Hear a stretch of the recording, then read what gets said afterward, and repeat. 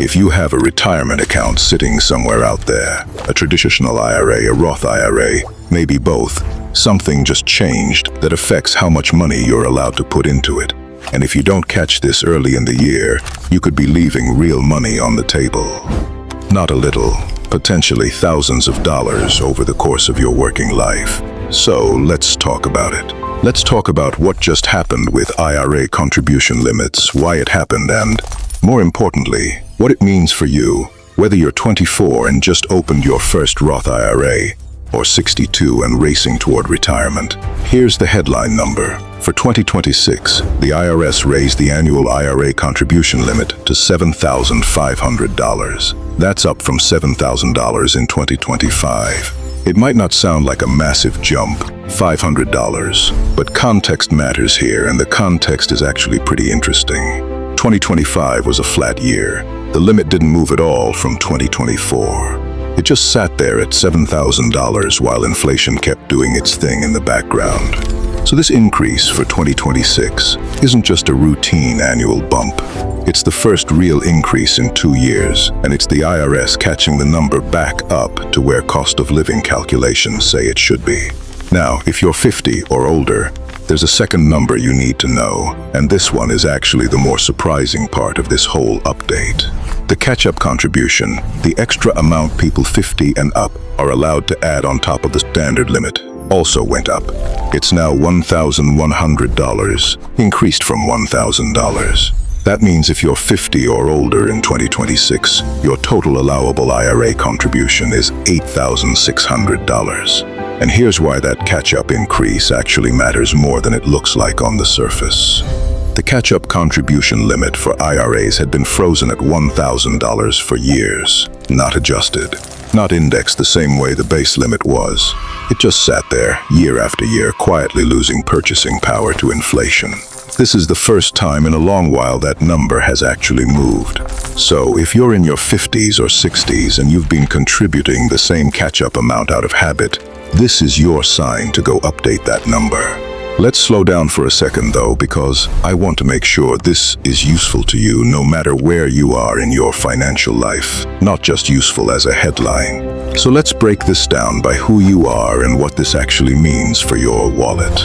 If you're under 50, your new ceiling is $7,500 for the year, across all your IRAs combined. That's the important phrase, combined. If you have a traditional IRA and a Roth IRA, you don't get $7,500 in each. You get $7,500 total, and you can split it however you want between the two. Some people put it all in a Roth, some people split it 50-50. Some people max out a Roth first and then add to a traditional IRA if they have room left. All of that is allowed. What's not allowed is exceeding that combined total. If you're 50 or older, your ceiling is $8,600 for the year. Same rule about combining accounts. And by the way, this catch-up provision exists for a specific reason. It's built into the tax code to help people who are getting closer to retirement make up for years when they maybe couldn't save as much. Raising kids, paying off a mortgage, whatever life threw at them. The older you get, the more the system is designed to let you accelerate. Now let's talk about income, because contribution limits are only half the story. The other half is whether you're even allowed to use a Roth IRA at your income level, and whether your traditional IRA contribution is actually tax deductible. This is the part people skip past, and it's the part that actually costs people money. For Roth IRAs, there are income limits that determine how much you can contribute, and at a certain point, whether you can contribute at all. For 2026, if you're a single filer, you can make a full Roth contribution as long as your modified adjusted gross income is under $153,000. Above that, your allowed contribution starts phasing out, shrinking bit by bit, till you hit the top of the range where you can't contribute directly to a Roth at all. For married couples filing jointly, that full contribution threshold is $242,000, with the same kind of phase-out above that. These numbers moved up from 2025 as well, which is actually good news for a lot of people. It means some individuals who were phased out or partially phased out last year might find themselves with more room or full room to contribute this year. So if you assumed last year that you made too much money for a Roth IRA, it's worth checking again. The bar just got a little higher. For traditional IRAs, the rules work differently, and this is where a lot of confusion happens. Anyone with earned income can contribute to a traditional IRA, regardless of how much they make. Income doesn't block you from contributing the way it can with a Roth. What income affects is whether that contribution is tax deductible, meaning whether it actually reduces your taxable income this year. And that deductibility depends on one key question. Do you or your spouse have access to a retirement plan at work, like a 401k? If neither of you does, your traditional IRA contribution is fully deductible no matter what you earn. If you do have a workplace plan, then your income level determines how much of your contributions you can deduct, phasing out over a specific income range that the IRS also adjusted upward for 2026. So even if you're above the limit to deduct your full contribution, you can often still deduct part of it, or contribute on a non-deductible basis and get the tax-deferred growth anyway. Let's zoom out for a moment, because IRAs aren't the only accounts that got a bump this year. If you're self-employed or you run a small business, the SEP IRA limit jumped to $72,000 for 2026, a meaningful increase from the year before. That's a completely different scale of saving built for business owners and freelancers who want to put away serious money without the complexity of running a full 401k plan.